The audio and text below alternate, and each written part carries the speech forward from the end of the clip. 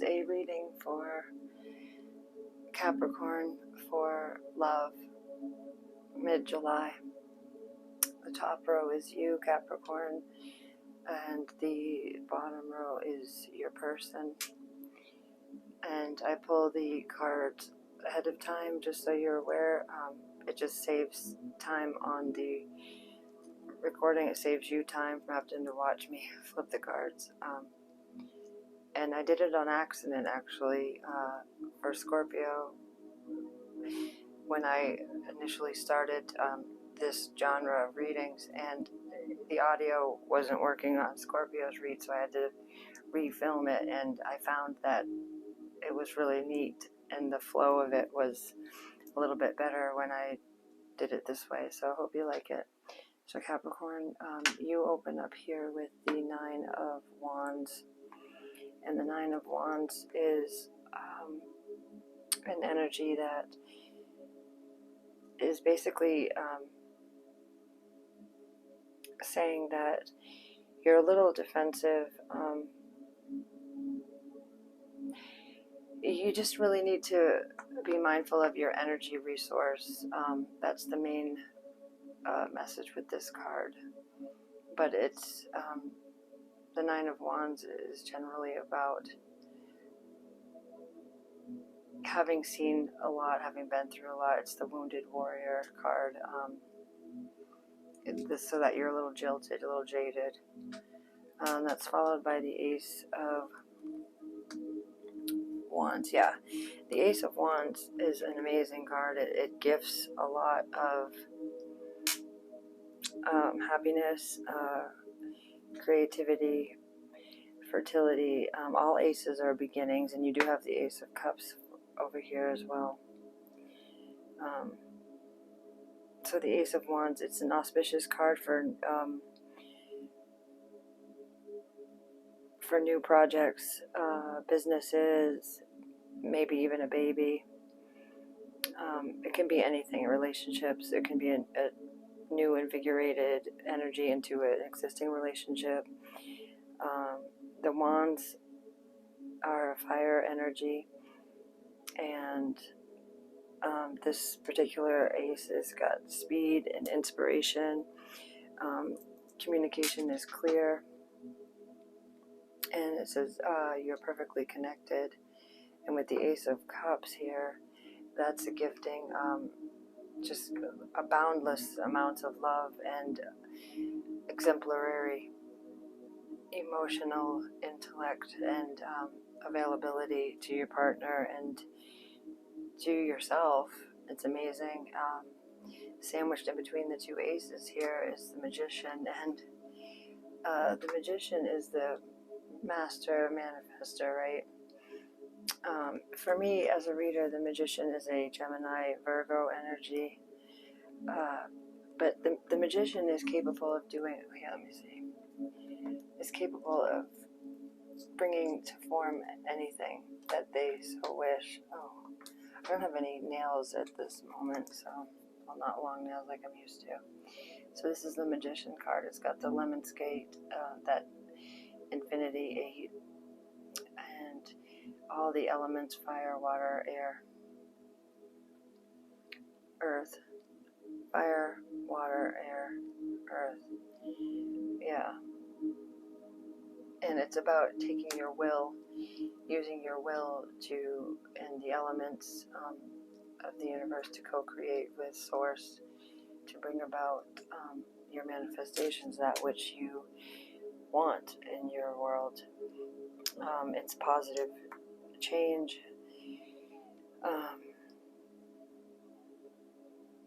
And what you desire can definitely manifest in your life. Yeah, okay, the Magician and the hot air balloon here, it predicts travel, broadening your horizons, and all offers are worth exploring, and most definitely you are just all in. This energy, that's what it says to me. It's how it speaks to me, a lot of it, and I think it's great. The thing that bothers me a tiny bit not bothers me, but that should be of concern to you, is the way you're like coming in like a little jilted, a little jaded. And you know, it's hard for me to say that you should be completely like a clean slate, because we've all lived our life, and we know that life is not fair sometimes, and it's wise to protect yourself. But yet, with this beautiful ace energy and magician power, and I don't know, maybe you don't need your defenses. I'm not sure yet. The Four of Pentacles is a energy that is all about security. It's auspicious for property. Money and security are important to you. In Capricorn, of course, that's true. It's also a reassurance that all will be well, and that your efforts are being recognized and will be bestowed upon you. Like, you will get what you put in back to you. So this is great. And you know, healthy skepticism is something else I wanted to add to this energy that I thought of after.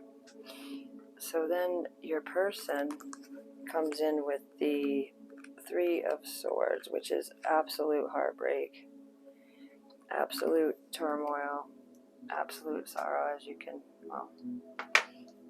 see. I was going to say, but here we go. So that's a depiction of somebody who's in complete duress. So there's a lot of sadness here in your person's heart. It's really,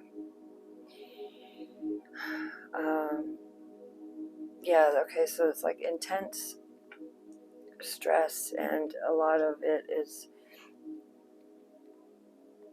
heart-based. It's painful, and it's a wound that is it's a wound left by loss.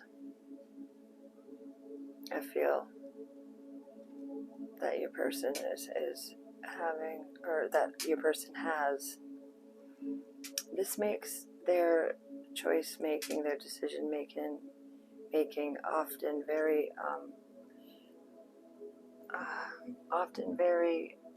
what's the word, like you can never, like, it's not, I don't want to say consistent, but it's hard to follow, like, because they're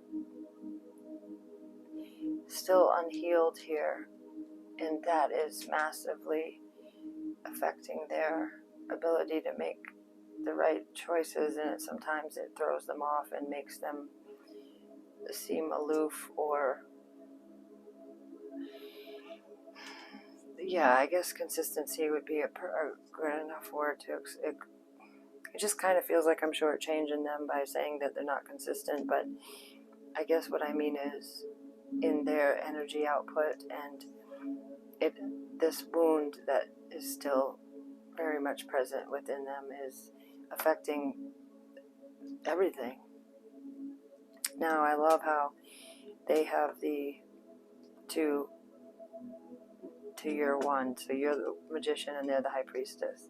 That's amazing. That's like, for me as a reader, that's like the counterparts, right?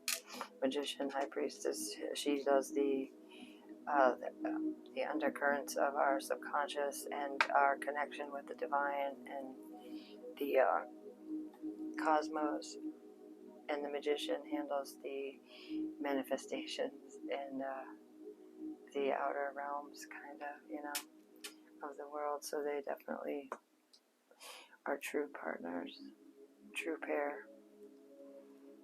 And then the moon here, that's again with like, so although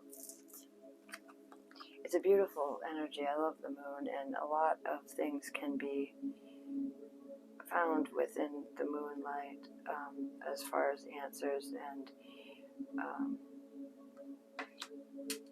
sometimes, well, a lot of the times the moon card is represented as an illusion card and being full of like deception and stuff, deceptive energy, and like keeping the person from seeing clearly. But what I'm gathering here is that your person is very much connected to the cycles of the moon. This is intuitively, I'm picking this up. They're connected to the cycles of the moon, and they're very deep, emotionally feeling people, capable of great love, great love.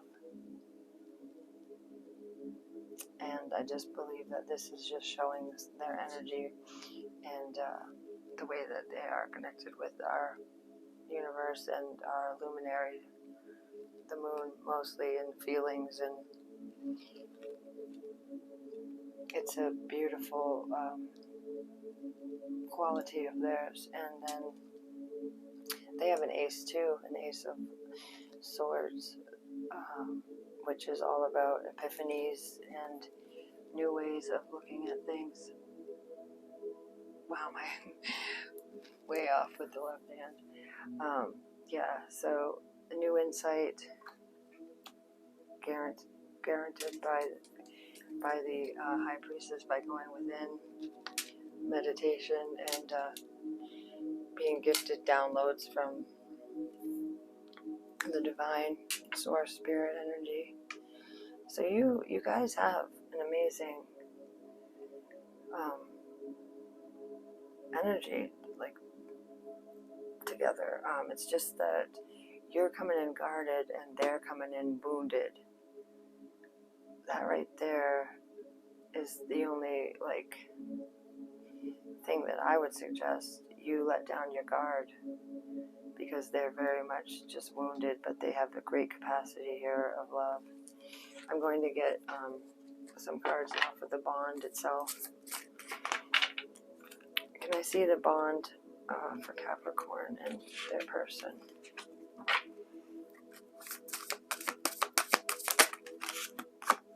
Hope. It's like the Star card. Triumph and success. Beautiful. Yeah, I love that hope. Show me Capricorn and their person, please.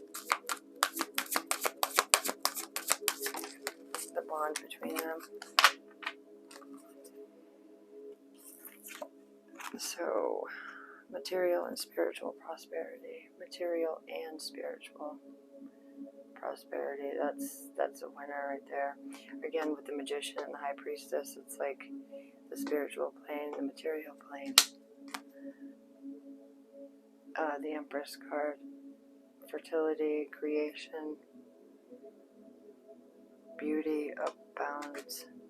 I love that. And yeah, wow, partnerships and alliances. So there's so much beauty here, and I love how the Empress card fell over the moon, because it really does speak of the beauty of your person, the moon card, not about illusions. And there's hope where you're guarded and they're wounded. That energy can be it can be alchemicalized for you to let down your guard and for your person to be able to heal, because there's a lot of hope. And triumph, success is here, which shows just amazing abundance and material and spiritual prosperity with fertility. I mean, my goodness, and partnerships and alliances. Like, what? This is just amazing. Like, if you guys can get what I mentioned prior, like into I was gonna say coagulation, but that's like a healthcare coagulation, like our blood coagulates.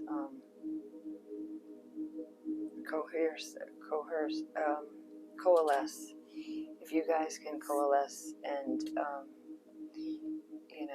like be like the alchemists for your own psychological relationship aspects, and like, you know, take some from here and put some in there, and really the only thing needed is some honest communication and being okay with being vulnerable, Capricorn. But this is beautiful. So that's your love check-in for mid-July. I hope that you found it informative, and I'll see you on the next read. Thank you, Capricorn. Please like and let me know if it resonated for you, if you feel that you will. I appreciate you guys. Thank you. Bye.